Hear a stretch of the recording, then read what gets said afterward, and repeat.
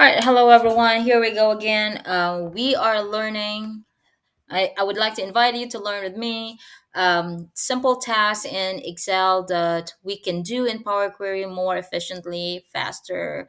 I would say, especially if you have a bigger data set, that would help you a lot more because Excel has a limitation of a little bit over 1 million lines, right? So if you have more than 1 million lines, you may want to work with Power Query. It's faster that way. Okay, so let's load our data. By the way, these are the tasks that we will do today.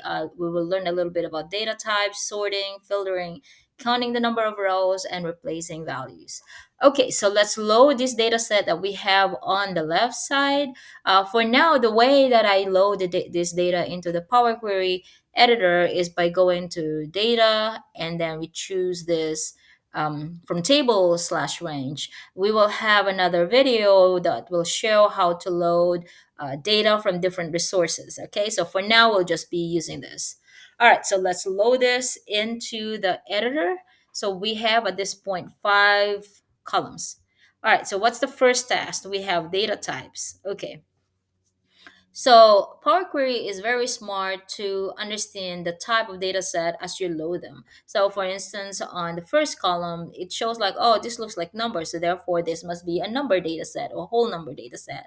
And you would know the data set that it assumes to be because you would see that in on the next on the icon next to the column name. So for ID, you have that 1, 2, 3. So that means it's reading it as whole numbers. For date, you have that calendar and time that because it's reading it as a date, time type of data. Course name, you have ABC, that means it's a text column. And team 1, 2, 3, that's again a number, is active, is a true or false column. So therefore, you have that X or check mark. Now, how do we change the data type? Well, let's start with the school date. I'm going to highlight this column. I'm going to go up here and transform, and there is this data type function on top. Right now, the default is date slash time because that's how it's reading it. Now, if you choose, click on the drop down, you will have other types of data type that you might want to choose. For instance, I'd like to just convert this into a date, so I don't really want to see the time. Okay, so now they are converted to date. Now that's one way to change the data type. Go to transform and then data type here. Another way is just to click on the icon right next to your um, column name. For instance, this 1, 2, 3, I'm going to click on this. And let's say I want to change this number into text. And observe that at this point, your data on this column is flushed to the right because there are numbers.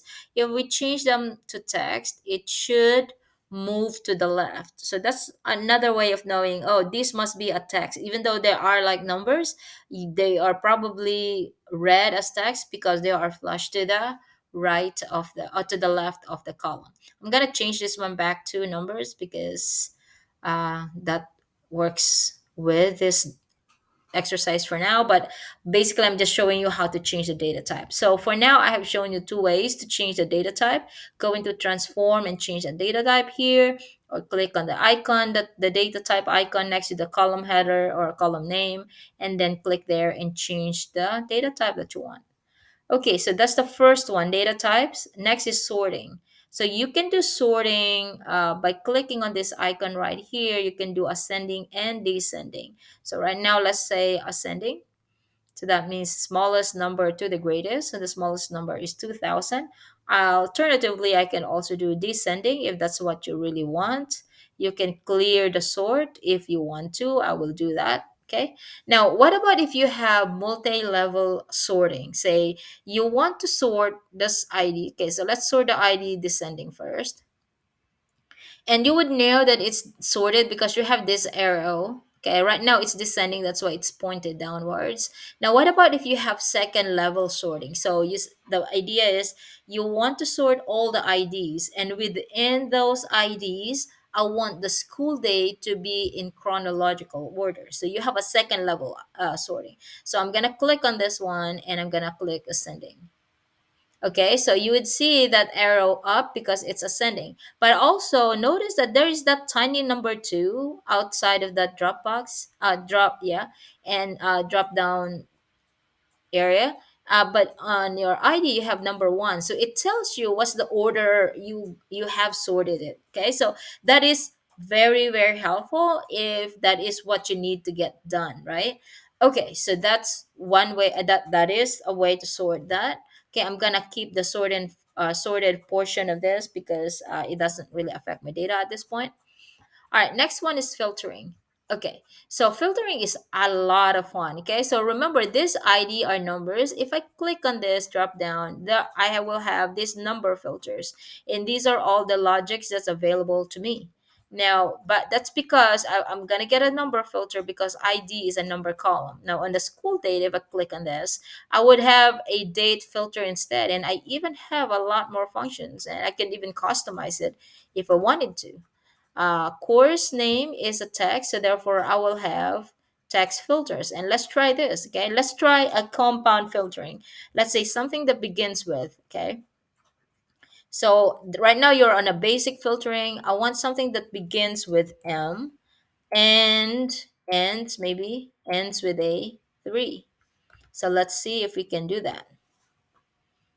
All right, there you go. So you have something that ends with begins with M that ends with 3. All right, let me remove this step because that was just for illustration. Let's do a more complex, not really complex, but more compound. So right in the previous filter that we have, we only have 2, right?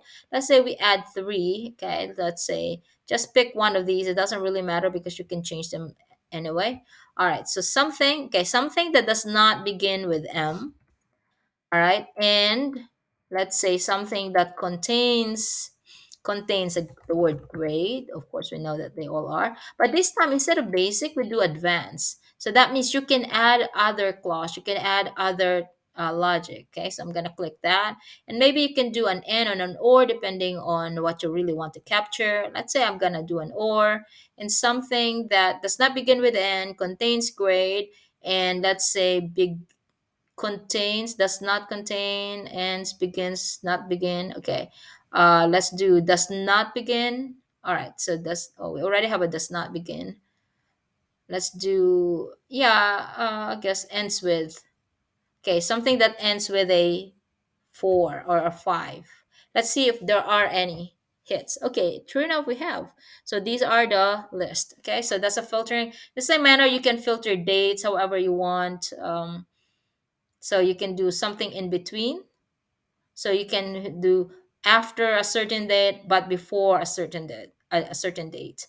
Okay, so that's how you can filter. You can play around with that. Next one is counting rows. Okay, so remember we have a filter in place, right? So let's find out how many rows are there with this filter in place. So from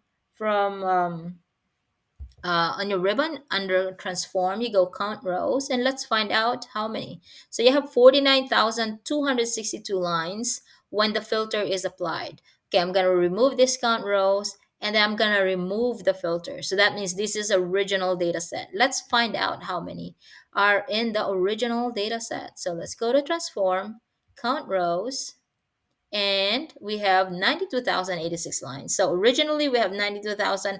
After you guys applied or we applied the filter, we only have 49,000. So that, I guess that's something that you kind of need to take note of. If you're gonna put a filter, make sure you meant to put that filter, because if you kept that filter, it will remove a lot of data set that you may not mean to remove. So just take note of that. All right, so next one is replace values. Okay, let's say on the team column, all of the 7. Let me just sort this a different way. I just want to see a different. Okay, that's not gonna help. I want to see different. Actually, I'm gonna remove the sort. Okay. All right. I want to see different team numbers here. Okay, so let's say you want to change all the fives, this one right here, with an E. So right now, remember that team is a number, is a whole number data type column. So I'm going to highlight this. I'm going to go to transform. I'm going to click on this replace because I want to replace the value, replace values. And okay, it says value to find. Look for all the fives and replace it with E. And right away, you would have this error notification, it's telling you what does it tell you? Enter a number value, and that's because column team is expecting a number and you're giving them a letter. So what is a workaround there? Well, we can, I guess, change this team into a text column. So I'm gonna go here and change the text column, and so now you can replace it with any text. Okay, so now it's on the left side. I'm gonna go replace values, look for all the fives and replace it with say hello so we can really see it, okay? All right, so all the fives have been replaced with hellos. Alternatively, you might have some errors in your data set for a number of reasons. I'm not saying uh, you just replace them all at once. If that is the logic that you're going for, then by all means you do. You can go replace errors and you can replace it with a default value. But this is under assumption that you understand why you are changing them and you're understanding why there are errors, okay? All right, so now that we have done all the five transformation, let's load this to a table. You go to home, close and load to. This might run a little bit longer because of the size of the data set. I'm gonna load this as a table, not just as a connection. So right now I have five tabs right here, okay? I'm gonna go load to table, click OK, and automatically if you load to a table, it will create a new tab. In this case, the name is table 13, and then you can work with this data set all you want, okay? All right, I hope this one helps. See you again for the second part of this video.